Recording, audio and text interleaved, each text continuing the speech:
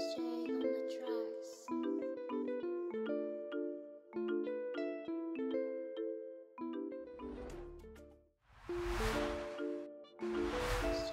Alors, je m'appelle Jazia El Amari, j'ai 32 ans, je suis journaliste chroniqueuse au Maroc et je viens de La Payade. Mon métier consiste à faire des reportages, à sortir en tournage, à faire mes sujets, les livrer pour le journal télévisé qui passe tous les soirs à 20 h.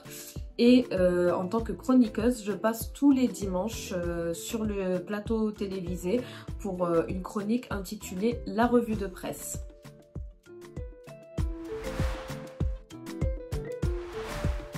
J'ai fait toute ma scolarité au collège Les Escoliers de la Mosson. D'ailleurs, toute ma scolarité a été faite à La Payade, maternelle, primaire, collège et même le lycée parce que c'est à Jean Monnet que j'étais. Donc voilà. L'école a fait son rôle d'éducation, j'ai envie de dire.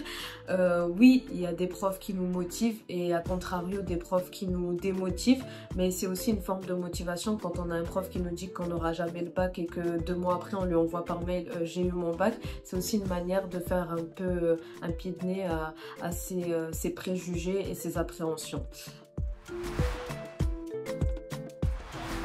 Je ne sais pas s'il y a des personnes qui m'ont inspirée quand j'étais au collège.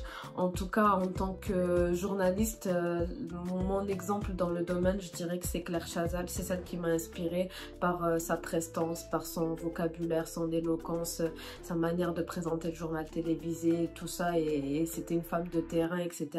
Donc c'est peut-être la femme qui m'a le plus inspirée dans le domaine que j'avais envie dans le métier que j'avais envie d'exercer. Sans difficulté, sans échec, j'ai l'impression qu'on n'avance pas. Donc oui, c'est un parcours semé d'embûches et d'obstacles. Et c'est qu'en les contournant ou en les relevant qu'on arrive à avancer et à aller de l'avant. Donc oui, j'ai fait face à des difficultés, des échecs des non, des refus. C'est que comme ça qu'on arrive à avancer, c'est en tombant qu'on arrive à se relever et à mieux appréhender l'avenir.